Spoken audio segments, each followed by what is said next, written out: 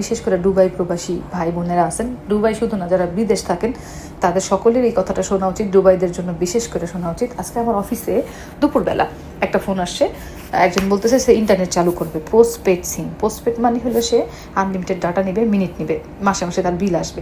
তখন আমরা রাজি হলাম, আমি আমার ভেরিফিকেশন টিমকে দিয়ে তার নাম্বারটা, আচ্ছা আমি ঘরে ঢুকতেছি, আমার রুমের মেয়েরা আছে, খাবার দাবার খাচ্ছে ওরা, তাই ওদের কথাগুলো মিউট করে দিলাম। এনিওয়ে আমি আবার ভয়েস দিলাম। তো আমার কপাল খারাপ, আমি আসলে বাঙালিদের সাথে থাকা হয় না কাজের খাতিরে, আমার রুমে কোনো বাঙালি মেয়ে নাই, সবাই অন্যান্য দেশে। যাই হোক আলহামদুলিল্লাহ। তো যেটা বলতেছিলাম, কাজের কথা ফেরত আসি। তো ওই লোকটা ধরেন বাটপার আমাকে ফোন দিয়ে বলতেছে যে তার সিম অ্যাক্টিভ করে দিতে হবে ইন্টারনেট। তখন তার সাথে কথা বলে ভেরিফিকেশনে তার কথাগুলোর মধ্যে সে সঠিক ইনফরমেশন দিছে, কিন্তু সঠিক খবর দেওয়ার, তথ্য দেওয়ার পরেও সেইগুলোকে তাদের কথার মধ্যে আমরা ভেরিফিকেশনের মধ্যে একটু মানে মনে হয়েছে যে সে এই মানুষটা না। তখন আমরা আইডি দিয়ে চেক করে দেখি তার আরও 5টা সিম আছে এই লোকের। 5টা সিম চেক করে দেখি যে সে চারটা চালায় না, একটা চালায়। সে এতটা বোকা, সে একটা চালায়, সে সহসর মানুষ, হয়তো 1200 এরকম অল্প বেতনে চাকরি করে, সে এত বুঝেও না।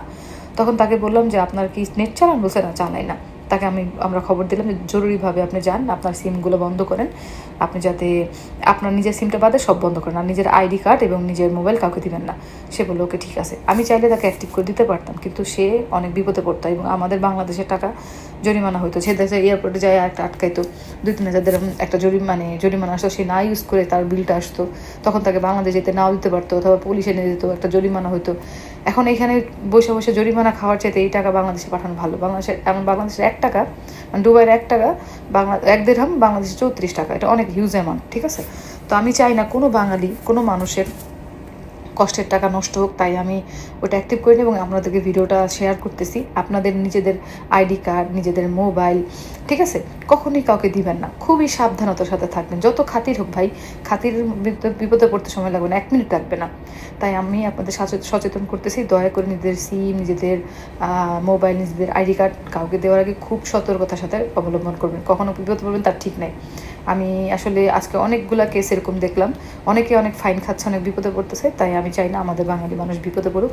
আমি আপনাদেরকে বারবার বলতেছি, সাবধান থাকেন, সব মানুষের সাথে মিশার আগে বুঝে শুনে মিশবেন, সাবধান থাকবেন। আপনার টাকা বাঁচুক, কষ্ট করে কামাই করেন, সে টাকা জানি মানে নষ্ট না হয়।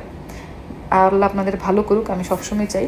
তো এরকম অনেক কেস আসে যে নিজেদের আইডি ইউজ করে অন্য কেউ সিম ইউজ করতেছে, তো টাকা জরিমানা, এয়ারপোর্টে ঝামেলা হয়েছে, ভয়ে সে অন্য সিম চালু করতে পারতেছে না, তার নামে সিম নিতে পারতেছে না। তাই ভাই, পোস্টপেড হোক, প্রিপেড হোক, যেটাই করবেন ভালো করে জেনে নেবেন। ঠাস করে কোনো সিম টিম কিনে বিপদে পড়বেন না। যেহেতু আমি আছি, আমাকে চেষ্টা করবেন, আমার হয়তো 2-1 দিন সময় লাগতে পারে রিপ্লাই দিতে, বাট আমি চেষ্টা করবো আপনাদেরকে সঠিক ইনফরমেশন দিতে। পোস্টপেড নেওয়ার সময় সাবধানতার সাথে সকল কিছু জেনে নেবেন।